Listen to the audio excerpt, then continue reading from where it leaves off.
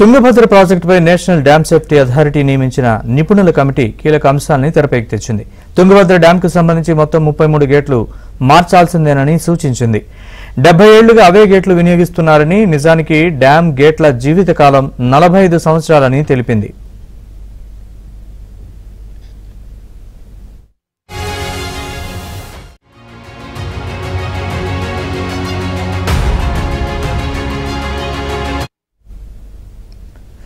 అయితే తుంగభద్ర డ్యాం గేట్లు మరో 25 సంవత్సరాలకు పైగా పొడిగించి వినియోగిస్తున్నారని, మళ్లీ వాటికి మరమ్మతులు చేస్తే డ్యాం భద్రతకే ముప్పు వాటిల్లే ప్రమాదం ఉందని సేఫ్టీ కమిటీ హెచ్చరించింది.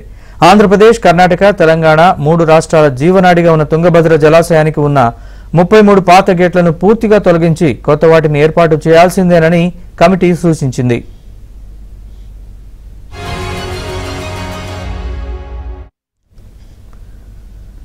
ఇదే అంశానికి సంబంధించిన పూర్తి వివరాలు మా ప్రతినిధి సుంకన్న అడిగి తెలుసుకుందాం.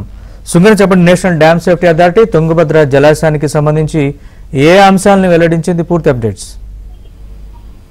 నరేష్, తుంగభద్ర డ్యాం భద్రతపై కేంద్ర జల సంఘం దృష్టి సారించింది. అదే సమయంలో కొట్టుకుపోయిన 19వ నంబరు గేటుతో పాటు 33 గేట్ల భద్రతపై కూడా అధ్యయనం చేసి నివేదిక ఇచ్చేలా నిపుణుల కమిటీని నియమించాలంటూ కూడా తుంగభద్ర బోర్డు సెక్రటరీ రామకృష్ణారెడ్డి ఇటీవల నేషనల్ డ్యామ్ సేఫ్టీ అథారిటీకి కూడా లేఖ రాశారు. సిడబ్ల్యూసి మాజీ చైర్మన్ ఏకే బజాజ్ నేతృత్వంలో hydro mechanical, electrical safety experts Harkesh Kumar, Tarapuram సుధాకర్లతో పాటు బోర్డులో భాగస్వామి అయినటువంటి ఏపీ, కర్ణాటక, తెలంగాణ ప్రభుత్వాలు సూచించినటువంటి ప్రతినిధుల నిపుణుల కమిటీని కూడా నియమించింది. ఆ కమిటీ డ్యామ్ ను సమగ్రంగా పరిశీలించారు. ముఖ్యంగా 33 గేట్లను కూడా అధ్యయనం చేయడం జరిగింది.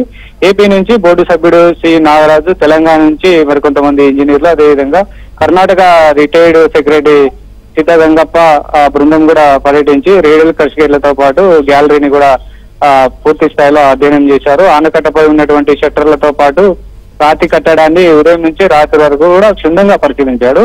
గైడ్ యాంగిల్, కౌంటర్ వెయిట్ లను పరిశీలించిన తర్వాత రాతి కట్టడాన్ని కూడా చూడడం జరిగింది. 70 ఏళ్ల క్రితం నాటి డ్యాం నిర్మాణ సమయంలో ఏర్పాటు చేసినటువంటి క్రష్ గేట్ల మందాన్ని కూడా వాళ్ళు అధ్యయనం చేయడం జరిగింది. నీటి అలల ఒత్తిడికి షట్టర్ల మందంలో ఏమైనా తేడా వచ్చిందా అంటే అరిగిపోయాయని కూడా వాళ్ళు ఆరా తీయడం జరిగింది. అయితే ముఖ్యంగా చూసుకుంటే ఈ డ్యాం కట్టినప్పటి నుంచి కూడా గేట్లు, క్రష్ గేట్లు 33 గేట్లు ఉన్నాయి.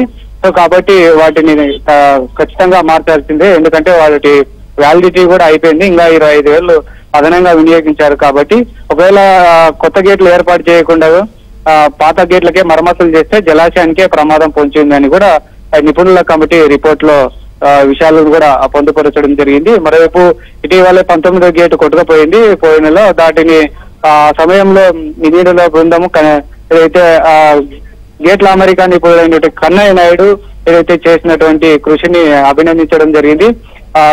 ఎలిమెంట్స్ ను కూడా చాలా చాకచక్యంగా, సాహసోపేతంగా అలల ఉధృతి కొట్టుకుపోకుండా చాలా విజయవంతంగా చేశారు అతి తక్కువ కాలంలోనే. కాబట్టి 30 టీఎంసీల నీటిని కూడా వృధా పోకుండా అరుగట్టి ఏదైతే కర్ణాటక అయితేనేమి, తెలంగాణ, అదేవిధంగా ఏపీ రైతుల కష్టాలు కూడా ఏదైతే తాగునీటి కష్టాలు రాకుండా చూశారని కూడా నిపుణుల కమిటీ ఇంజనీర్ల బృందాన్ని కూడా ప్రశంసలు చేయడం జరిగింది. అయితే ఈ కమిటీ రిపోర్టు అయితే ప్రాథమిక రిపోర్టు తయారు చేసి ఇవ్వడం జరిగింది. మరి కేంద్ర జల సంఘం దీనిపై ఎలాంటి నిర్ణయం తీసుకుంటారనేది వేచి చూడాలి. Harish. Right Sunkanna, thanks for the update.